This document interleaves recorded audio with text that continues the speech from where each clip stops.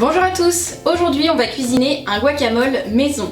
Alors ça coûte beaucoup moins cher que les guacamoles achetés en grande surface et l'avantage c'est que vous pouvez un petit peu doser les ingrédients en fonction de vos goûts. Alors il y a vraiment plein de façons de réaliser le guacamole, moi je vais vous proposer ma version. N'hésitez surtout pas à vous inspirer de cette recette et à faire à votre sauce. Avant de poursuivre, je compte sur vous, on s'abonne, on laisse des commentaires, on partage. Vous pouvez aussi vous inscrire à la newsletter sur le blog, directement en page d'accueil.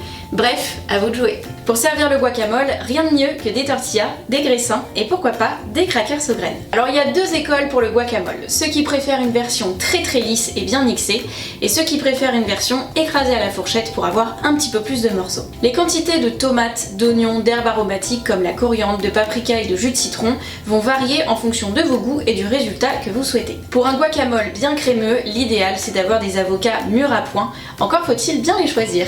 L'avocat est très riche en bonnes graisses végétales, il ne contient donc pas de cholestérol et ces bonnes graisses vont préserver votre système cardiovasculaire. Pour ce qui est des tomates, je privilégie les tomates cerises qui sont vraiment très savoureuses et j'opte pour des tomates françaises et surtout de saison. À la fin de cette vidéo, comme d'habitude, je vous partage mes astuces de diététicienne pour adapter cette recette. En attendant, on commence par les ingrédients. Pour cette recette, vous aurez besoin d'un avocat, de coriandre fraîche, de tomates, d'huile d'olive, de jus de citron vert, de sel, de poivre, de paprika et d'un oignon rouge.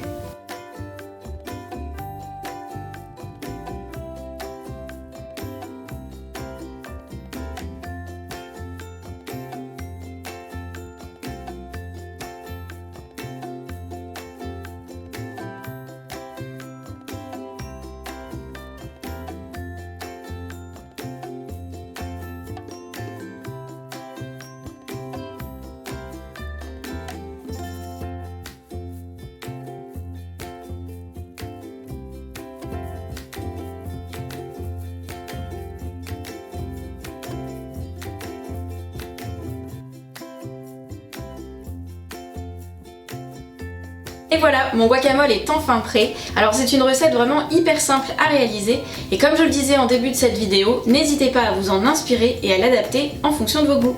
Pour ce qui est des légumes, j'ajoute des oignons et des tomates, ça marche vraiment bien pour cette recette. N'hésitez pas à ajouter du poivron, c'est aussi excellent et pourquoi pas une petite pointe d'ail.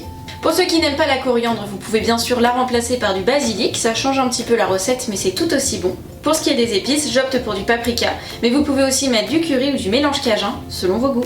Petite astuce pour pimper un peu cette recette, je vous conseille d'ajouter un petit peu de feta écrasé avec des miettes de thon.